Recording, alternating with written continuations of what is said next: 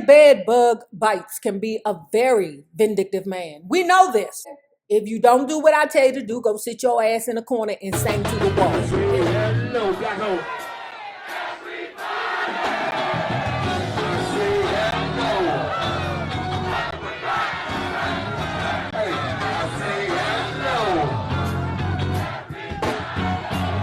See this fucking way, man. Hey, look, what is your win, babe? What is your win, babe? Well, hello there, love bugs. Hello there, Bellas. If you have not already done so, please remember to like, share the Facebook, subscribe, and visit uptopbeauty.com. Today's looky would be our golden Camilla flower. And if you are not already a part of our book club, please hit the Patreon link below and or the join button here on the YouTube. And for a small monthly fee of $5, you babies, yes you, can be privy to all the shenanigans before the YouTube gets it, if the YouTube gets it. Now, let's continue talking about, hold on y'all, deliver us from temptation. The tragic and shocking story of the Temptations and Motown. Y'all, this shit just gets better. Like I've said before, if you hear some squeaking, some grunting, some barking, just some randomness in the background, that's my puppy. Toward the end of 1970, it was announced that Eddie Kendrick would be going solo. He and Otis were practically at each other's throats. Eddie wanted out. Otis wanted him out. And Motown was more than willing to oblige because Dennis could carry the Temps. And Eddie was enough of a star to carry himself. In the spring of 1971, as one of the Temps' biggest hits, Just My Imagination, Running Away With Me, came out with Eddie singing lead, he was initially replaced by Richard Owens, and then shortly after by Damon Harris, a 20-year-old singer who sounded surprisingly like Eddie. Much to Eddie's consternation, Damon quickly started questioning the ways things were run in the group and wanted Dennis to question them too. Dennis declined. Okay, so before we go forward, that's funny to me that they're telling us that Dennis Edwards is the Murray Wilson of the group. If you don't sing, don't nobody sing. Because Eddie gone, Paul gone. Is Paul gone yet? No, Paul ain't gone yet. But Paul drunk. Oh, y'all. And look, hold on, right? So in the book, they was talking about how Paul Williams would be on stage disheveled and, shuffling around because he'd be drunk as shit. And they was talking about how he was sweating on stage. When I seen a video of them recently, I was like, damn, Paul is sweating profusely. What is that, brother? Damon quickly started questioning the ways things were run in the group and wanted Dennis to question them too. Dennis declined. That he explained was just the way things were, and there wasn't anything anyone could do about it. Sheesh, not with the power that you had, Dennis the Edwards. I mean, who's gonna sing Psychedelic Shack if you don't sing it? With Eddie out of the group, Paul completely lost his balance and couldn't even fake it on stage anymore. Richard Street was brought in as his replacement, and Paul, still under contract, was kept on salary by Motown as a consultant to the Temps. Y'all hear that? Very bad bug bites can be a very vindictive man. We know this. If you don't do what I tell you to do, go sit your ass in a corner and sing to the wall. Here go a couple of more bitches that got on my nerves along the way. All y'all sang to the wall. But I think that Paul was not that person to him. In this book, I'm not seeing Paul or reading that Paul is a rebel rouser. He's just drunk all the time. When I found out from previous readings that very bad bug bites took care of him, I was impressed. Because his saying is, we'll always take care of you. But sometimes that shit don't be true. Okay, but it was true in Paul's case. One day in August 1973, Paul came home from work to find his girlfriend, Winnie, partying with friends. Upset, he promptly left again. He was found sometime later, dead, with a bullet in his brain. The verdict was Okay. He owed $80,000 in back taxes. His family life was in ruins. A boutique he had opened with Winnie had failed. He drunk himself out of the Temptations and now considered himself a prisoner of Motown. But hardly anybody really believed that Paul had hurt himself. Eddie certainly had his doubts. He had seen Paul just a couple of days earlier and had found him to be in a relatively positive mood. Besides, as David said, why would anyone get into his car with only his underwear on? Oh, only his underwear? You sure he was just a drunk? That sound like PCP. I'm not even trying to be funny because you know them get naked before they do crazy shit. Besides, as David said, why would anyone get into his car with only his underwear on, drive to within a few blocks of Motown, and using his right hand shoot himself in the left side of his head? It didn't make sense. Naturally, the rumors flew once again. Did Paul have something or somebody? Was he threatening to run and tell? Nobody will ever know. Whatever the reason for Paul's death, it terrified Eddie.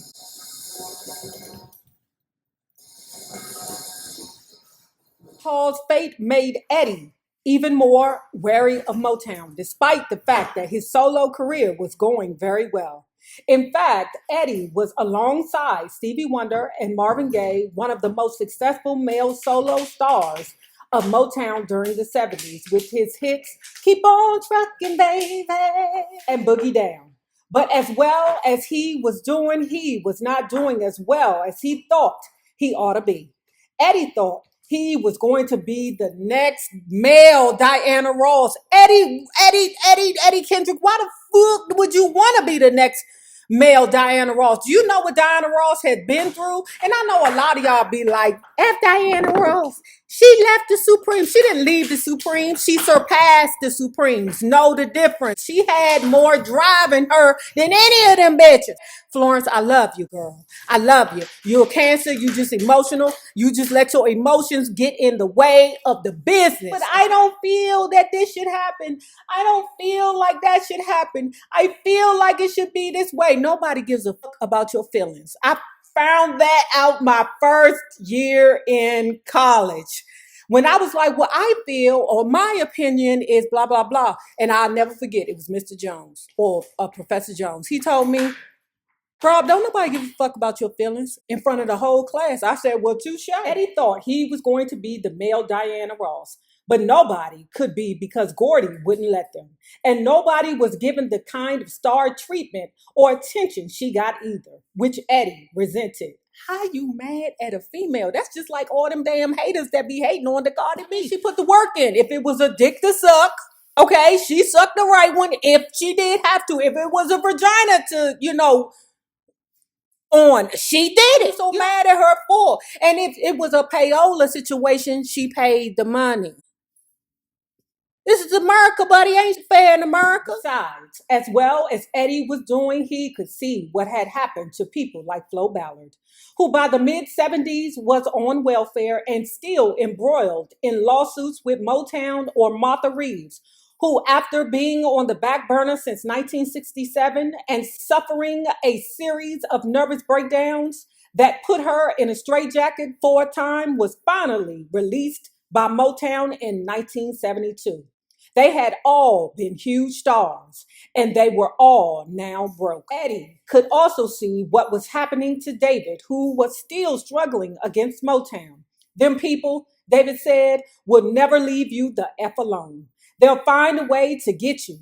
They'll fire you and hold you to your contract. And if your contract says you've got to do 2 albums a year, they'll take you to the studio and record you 2 times a year and then not release the albums. Didn't I tell you? Go over there and sing in the corner. In the end, Eddie found out exactly what David was talking about. He and Barry argued over a cover for Eddie's album, He's a Friend. The album had homosexual undertones, and Bertie Gordy can't have that. He can't do that. One person was like, why would he? Lulu. He was like, you want mommy gonna give you the nigga? In the end, Eddie found out exactly what David was talking about. He and Barry argued over a cover for Eddie's album, He's a Friend. The problem with the album He's a Friend cover was that it had homosexual undertone. Eddie liked it and fought for it. In the end, Barry let it go. He simply failed to promote the album and took note that the former temptation was getting hard to handle. Pay attention, y'all. I didn't know this. If y'all knew this, then okay, y'all knew it, but Nay didn't know it. And I done read a couple of Motown books. What happened next remains something of a mystery to me. According to Eddie, he wanted out and Motown wouldn't let him go. Eddie offered to buy his way out. Motown wanted him to also sign an agreement relinquishing all future royalties. Things got so bad, Eddie said, that at one point the company had him up in the hospital seeing psychiatrists. What the hell is Motown doing to that artist? I assume that's when Eddie signed the agreement, but Eddie would never say, even after he left Motown in 1978. If there was something he wanted you to know, he'd tell you. But if you wanted to know more, he'd just clam up. After 10 years with Motown, he didn't trust anyone anymore. By 1972, Motown had relocated again, this time to Los Angeles, where they were obviously more interested in pursuing movie and television possibilities than in keeping the sound of young America alive. Almost everybody who was left up and moved west.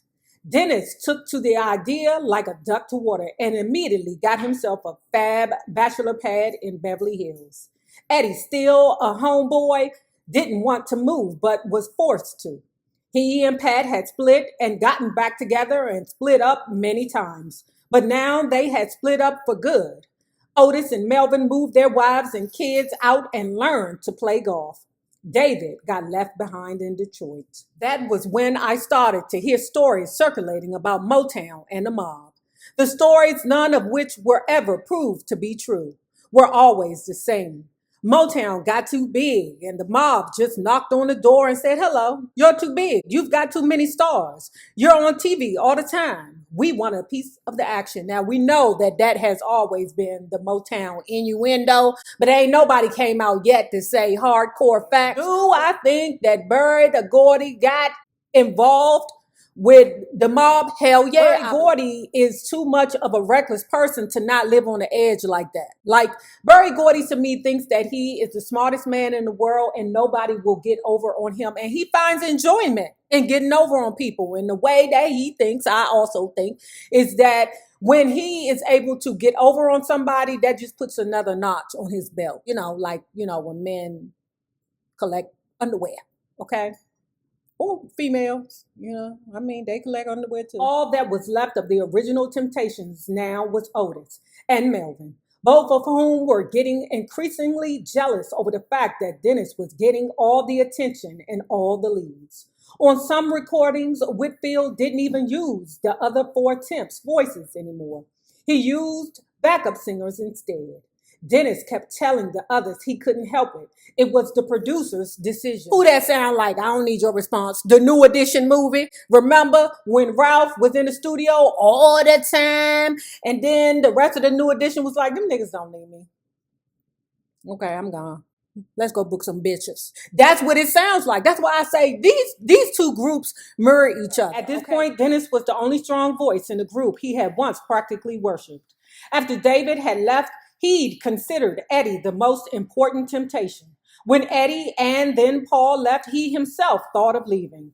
He held on even though he felt his opinion never counted in the group, even though his bad feelings were only getting worse, and even though he couldn't stand to hear Otis still insisting that the Temps were the #1 male group in the world.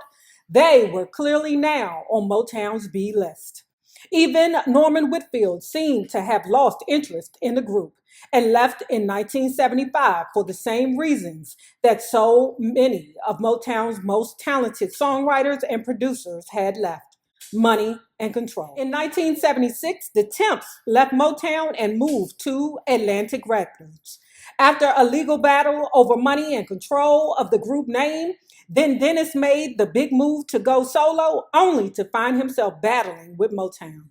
The company refused to release him from his contract. Dang. So there were now 3 unhappy ex-lead singers of the Temptations, all superstars once, all solo, all unpromoted. When Berry Gordy Jr. sold Motown in early 1988, it didn't seem like any big deal to me.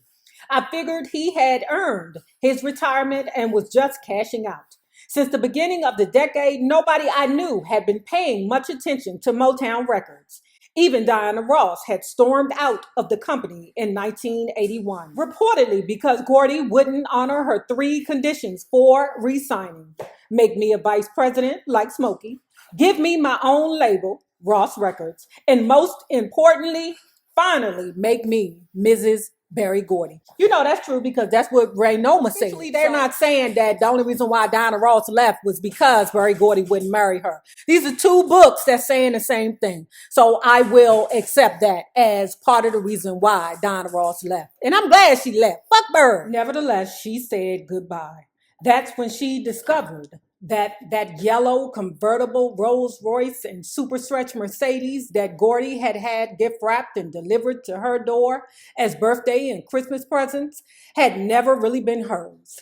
They were just perks of her employment at Motown, owned by the company. Little extras that Gordy sent someone to retrieve when Diana, no longer an employee, had stopped playing the game. Oh girl, she got Lisa Ray McCoy. From reading these books, I'm telling you, if the title ain't in my name, if the deed ain't in my name, I don't want no parts of it because you won't goop me. You won't make me think that this is my home and for real, I'm just living here.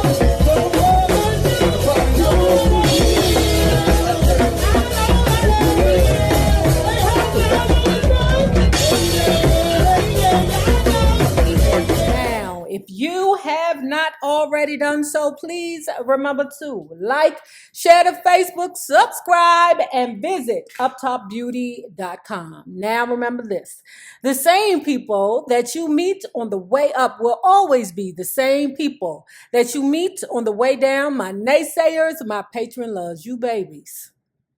Have a good one.